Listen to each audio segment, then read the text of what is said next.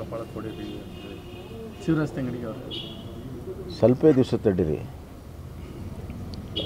ಜನ ಯಾರಿಗೂ ಮೋದಿ ಕಪಾಳ ಹೊಡಿ ಎಂದಿದ್ದಾರೆ. ಮತಗಳ ಮುಖಾಂತರ ಅವ್ರ ಕಪಾಳ ಮುಖ್ಯ ಆಗ್ತದೆ.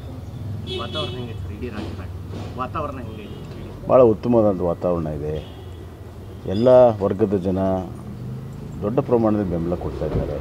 ಮತ್ತು ಅವರು ತಮ್ಮ ಅನಿಸಿಕೆಯನ್ನು ಅಭಿಪ್ರಾಯಗಳನ್ನು ಮುಕ್ತವಾಗಿ ಹೇಳ್ತಾ ಇದ್ದಾರೆ. ಯಾವುದು ಗುಪ್ತವಾಗಿಲ್ಲ, ಮುಕ್ತವಾಗಿ ಅಭಿಪ್ರಾಯ ವ್ಯಕ್ತಪಡ್ತಾ ಇದ್ದಾರೆ.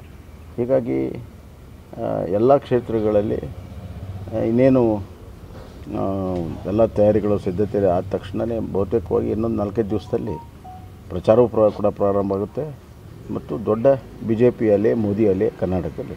ಈಗ ಬರಗಾಲದ ವಿಚಾರವಾಗಿ ಸಿದ್ದರಾಮಯ್ಯ ಸುಪ್ರೀಂ ಕೋರ್ಟ್ಗೆ ಕೊಟ್ಟಿದ್ದಾರೆ. ಒಂದು ಕಡೆ ನಿರ್ಮಲಾ ಸೀತಾರಾಮನ್ ಹೇಳ್ತಾರೆ, ಅವರೆಲ್ಲ ಸುಳ್ಳು ಹೇಳ್ತಿದ್ದಾರೆ, ಆರ್ಥಿಕ ಪರಿಸ್ಥಿತಿ ಅಧೋಗತಿಗೆ ಹೋಗಿದೆ. ಖಂಡಿತ ಅವರ ಆರ್ಥಿಕ ಪರಿಸ್ಥಿತಿ ಅಧೋಗತಿ ಹೋಗಿದ್ದಕ್ಕೆ ಅವರು ಇದನ್ನೆಲ್ಲ ಮಾಡ್ತಿದ್ದಾರೆ. ನೋಡಿ, UPA ಸರ್ಕಾರ ಇತ್ತು. UPA ಸರ್ಕಾರ ಇದ್ದಾಗ NDRFದಲ್ಲಿ ಎಷ್ಟು ದುಡ್ಡು ಕೊಟ್ಟರು. ನಿಮ್ಮ ಉಬ್ಬಿದ ರಕ್ತನಾಳಗಳ ಸಮಸ್ಯೆಗೆ ಎವಿಸ್ ಆಸ್ಪತ್ರೆಯಲ್ಲಿ ಕೇವಲ 30 ನಿಮಿಷದ ಲೇಸರ್ ಚಿಕಿತ್ಸೆಯೊಂದಿಗೆ ಮುಕ್ತಿ ಹೊಂದಬಹುದು.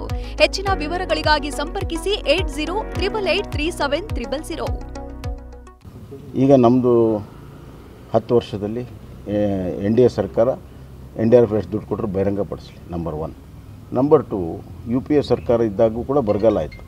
ಸಿದ್ದರಾಮಯ್ಯವರು ಮುಖ್ಯಮಂತ್ರಿ ಇದ್ದಾಗ 13ರಿಂದ 18ರವರೆಗೂ 3 ಬಾರಿ ಬರಗಾಲ ಆಯಿತು. ಆವಾಗ ಎಷ್ಟು ತಿಂಗಳ ನಂತರ ಪರಿಹಾರ ಕೊಟ್ಟಿದ್ದಾರೆ ಆ ದಾಖಲೆ ಬಿಡುಗಡೆ ಮಾಡಲಿ.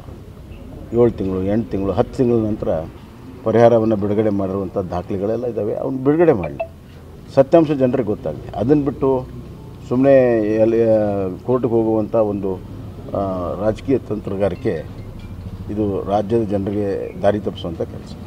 ಕಪಾಳ ಕೊಡಿರಿ ಶಿವರಾಜ್ ತಂಗಡಿಗೆ ಅವರು ಸ್ವಲ್ಪ ದಿವಸ ತಡೀರಿ. ಜನ ಯಾರಿಗೂ ಮೋದಿ ಕಪಾಳ ಹೊಡಿ ಎಂದಿದ್ದಾರೆ. ಮತಗಳ ಮುಖಾಂತರ ಅವ್ರ ಕಪಾಳ ಮುಖ್ಯ ಆಗ್ತದೆ.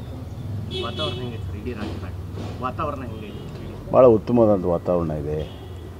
ಎಲ್ಲ ವರ್ಗದ ಜನ ದೊಡ್ಡ ಪ್ರಮಾಣದಲ್ಲಿ ಬೆಂಬಲ ಕೊಡ್ತಾ ಇದ್ದಾರೆ. ಮತ್ತು ಅವರು ತಮ್ಮ ಅನಿಸಿಕೆಯನ್ನು ಅಭಿಪ್ರಾಯಗಳನ್ನು ಮುಕ್ತವಾಗಿ ಹೇಳ್ತಾ ಇದ್ದಾರೆ. ಯಾವುದು ಗುಪ್ತವಾಗಿಲ್ಲ, ಮುಕ್ತವಾಗಿ ಅಭಿಪ್ರಾಯ ವ್ಯಕ್ತಪಡ್ತಾ ಇದ್ದಾರೆ. ಹೀಗಾಗಿ ಎಲ್ಲ ಕ್ಷೇತ್ರಗಳಲ್ಲಿ ಇನ್ನೇನು ಎಲ್ಲ ತಯಾರಿಗಳು ಸಿದ್ಧತೆ ಆದ ತಕ್ಷಣವೇ ಬಹುತೇಕವಾಗಿ ಇನ್ನೊಂದು 4-5 ದಿವಸದಲ್ಲಿ ಪ್ರಚಾರವೂ ಕೂಡ ಪ್ರಾರಂಭ ಆಗುತ್ತೆ.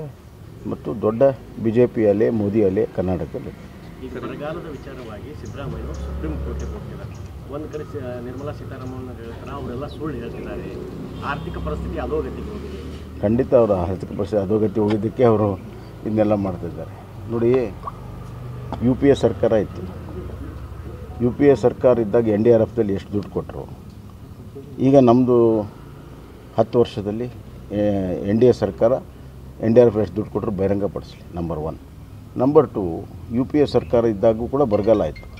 ಸಿದ್ದರಾಮಯ್ಯವರು ಮುಖ್ಯಮಂತ್ರಿ ಇದ್ದಾಗ 13ರಿಂದ 18ರವರೆಗೂ 3 ಬಾರಿ ಬರಗಾಲ ಆಯಿತು. ಆವಾಗ ಎಷ್ಟು ತಿಂಗಳ ನಂತರ ಪರಿಹಾರ ಕೊಟ್ಟಿದ್ದಾರೆ ಆ ದಾಖಲೆ ಬಿಡುಗಡೆ ಮಾಡಲಿ. 7 ತಿಂಗಳು, 8 ತಿಂಗಳು, 10 ತಿಂಗಳ ನಂತರ ಪರಿಹಾರವನ್ನು ಬಿಡುಗಡೆ ಮಾಡಿರುವಂಥ ದಾಖಲೆಗಳೆಲ್ಲ ಇದ್ದಾವೆ. ಅವನ್ನ ಬಿಡುಗಡೆ ಮಾಡಲಿ, ಸತ್ಯಾಂಶ ಜನರಿಗೆ ಗೊತ್ತಾಗಲಿ. ಅದನ್ನು ಬಿಟ್ಟು ಸುಮ್ಮನೆ ಕೋರ್ಟ್ಗೆ ಹೋಗುವಂಥ ಒಂದು ರಾಜಕೀಯ ತಂತ್ರಗಾರಿಕೆ ಇದು ರಾಜ್ಯದ ಜನರಿಗೆ ದಾರಿ ತಪ್ಪಿಸುವಂಥ ಕೆಲಸ.